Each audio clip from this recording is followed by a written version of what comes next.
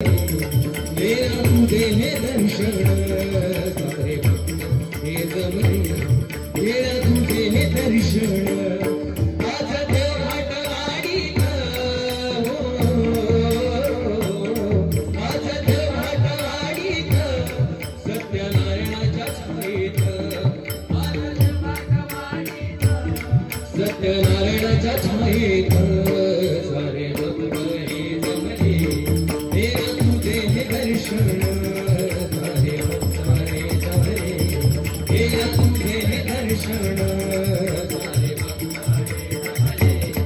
मेरा तुझे है दर्शन हरिनामाचा नाम तुम्ही घ्याचा होईल मानव जन्म थोर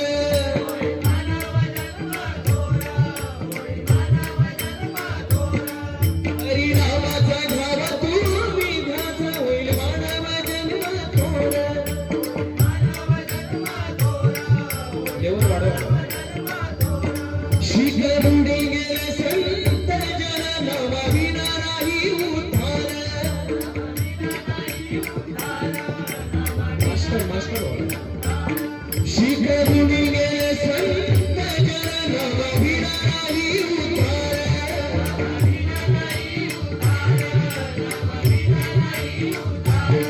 हरिनामाचा नाव तुम्ही घ्याच होईल मानव जन्म थोर शिकवून गेले संत जन नामाविना नाही उद्धार या कलियुगात जर तुम्हा सर्वांना आमच्या सारख्या सर्वांना मनुष्य प्राण्याला जर जगायचं असेल करायचं असेल तर फक्त या नामस्मरणाशिवाय दुसरा कोणताही पर्याय नाही माऊली संतजन सांगतात संतांचा हा वारसा हरिनामाचा वारसा आज आपण इथपर्यंत घेऊन आलोय आणि याच्या पुढे पण शेवटच्या श्वासापर्यंत नक्की आम्ही घेऊन जाणार असाच हा हरिनामाचा वारसा सतत चालत राहू आणि हे साध्य केव्हा होणार जेव्हा तुमच्यासारखे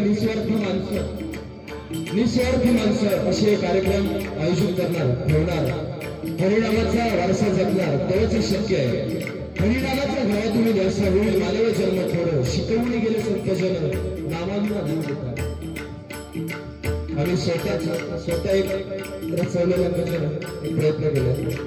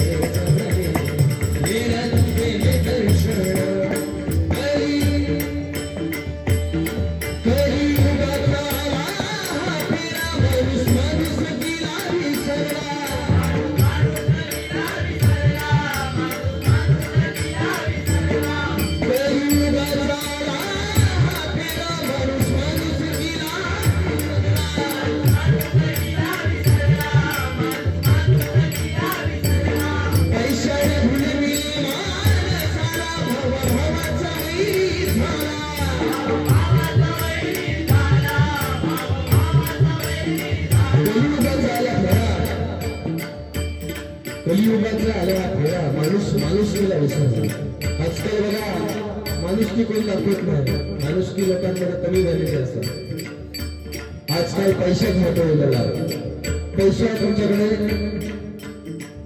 तर बाबा बरो बापू बरो पैसे नाही तर काय नाही भाव भावात विचारत नाही सत्य भाव माणुसकी आज ठरवलेला पाहिजे फाटक्यात किंमत दिलेली आहे थोडक्यात फाटलेली भेट असा तर ती 4000 आणि प्लेन असेल तर ती 400 फाटक्यात किंमत दिलेली आहे.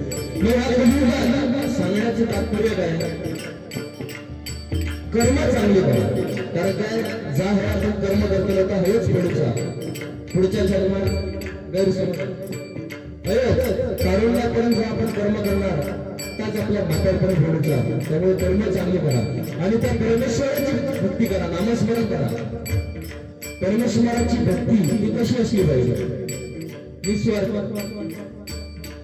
परमेश्वराजवळ हात जोडून जर निस्वार्थपणे जर तुम्ही नामस्मरण केलं तरच तो भगवंत तुम्हाला पावणार. आणि निस्वार्थपणे केल्यावर तो भगवंत पावल्याशिवाय राहणार नाही.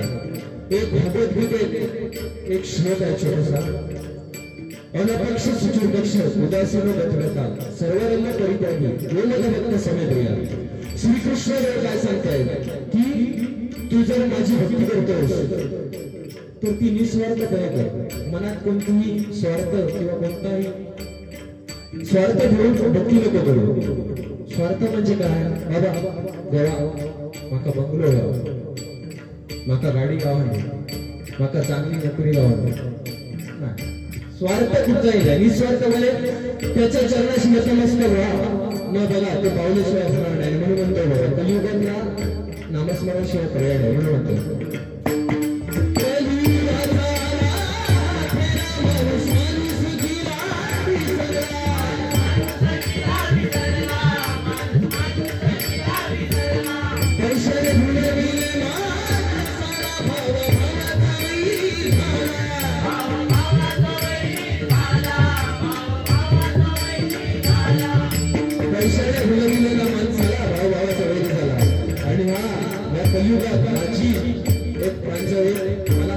सर्वांना विनंती आहे की आजकालचा युथ म्हणजे आजकालची तरुण पिढी ही वाईट मार्गाजवळ चालली आहे.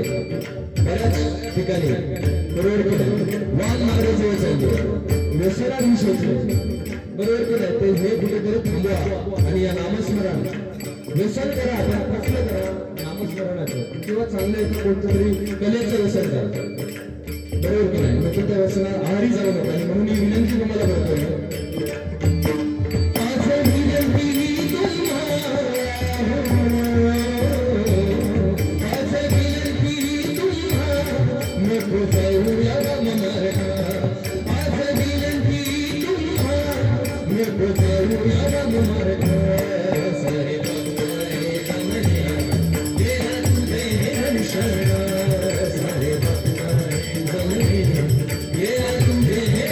Yeah.